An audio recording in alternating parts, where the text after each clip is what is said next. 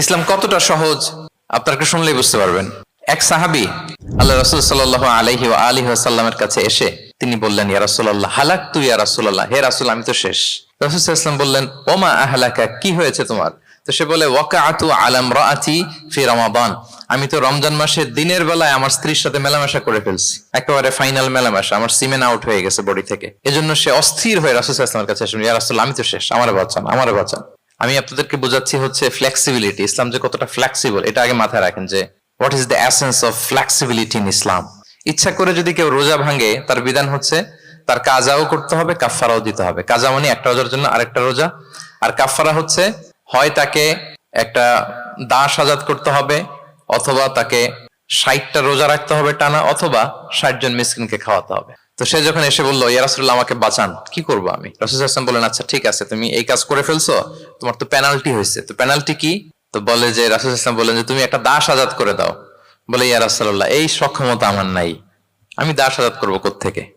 আচ্ছা এটা পারবা না, তো তাহলে টানা 60টা রোজা রাখো কাফফারা হিসেবে, টানা 60 দিন রোজা রাখতে হবে, রমজান চলে যাওয়ার পরে 60 দিন রোজা, এটা রাখো। বলে, ইয়া রাসূলুল্লাহ এটাও পারবো না আমি। আচ্ছা এটাও যদি না পারো, তাহলে তুমি 60 জন মিসকিনকে খাবার খাইয়ে দাও। এবার সে বলে, ইয়া রাসূলুল্লাহ খাবারও খাওয়াতে পারবো না আমি, এই সামর্থ্য নাই। কি বিপদ! দাস আজাদ এটাও পারবা না, টানা 60টা রোজা এটাও পারবা না, 60 জন মিসকিনকে খাবার দিবা তাও পারবা না। তো কি আর করা, বসো এক পাশে বসো। বসে আছেন, উনি অন্যান্য কাজ সারতেছেন। হঠাৎ এক ঝুড়ি খেজুর রাসূল সাল্লাল্লাহু আলাইহি ওয়াসাল্লামের কাছে আসলো, এক ঝুড়ি সাদাকার খেজুর। আসার পর রাসূল সাল্লাল্লাহু আলাইহি ওয়াসাল্লাম বললেন, ওই লোকটা কই যে এই কাজ করে ফেলছে? তাকে নিয়ে আসা হলো। রাসূল সাল্লাল্লাহু আলাইহি ওয়াসাল্লাম বললেন, যাও, দাসও আজাদ করতে পারবা না, 60টা রোজাও রাখতে পারবা না, 60 জন মিসকিনকে খাবারও দিতে পারবো না, তাহলে এক ঝুড়ি খেজুর আমার দরবারে আসছে, চ্যারিটির সাদাকার খেজুর, যাও এগুলো গরিবদের মাঝে বিতরণ করে দাও, তাসাদ্দাক বিহা ফিল মাদিনা, মদিনায় বিতরণ করে দাও। এবার সে বলে, আলা আফকারা মিন্না ইয়া রাসূলুল্লাহ, ইয়া রাসূলুল্লাহ আমার চেয়ে গরিব কাউকে দিতে হবে? রাসূল সাল্লাল্লাহু আলাইহি ওয়াসাল্লাম বললেন, হ্যাঁ গরিব কাউকে দিবা। বলতেছে, এই পুরো মদিনাতে আমার চেয়ে গরিব আর কেউ নাই। কি বিপদ! তোমার চেয়ে গরিব আর কেউ নাই?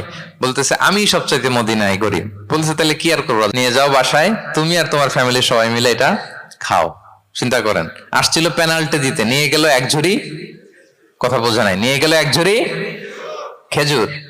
দেখেন what is the flexibility of Islam. Islam কতটা ফ্লেক্সিবল, মানুষের সুবিধা অসুবিধাকে ইসলাম কতটা গুরুত্ব দেয়। আমরা ইসলামকে বোঝানোর ক্ষেত্রে, এক্সপ্লেইন করার ক্ষেত্রে এগুলো মাথায় রাখি না। তাহলে ইসলামের এই যে ফ্লেক্সিবিলিটি যখন কোনো নন মুসলিম দেখে, এই হাদিস যদি কোনো নন মুসলিম পড়ে, আপনি বলেন সে কি আর অন্য ধর্মে থাকতে পারবে?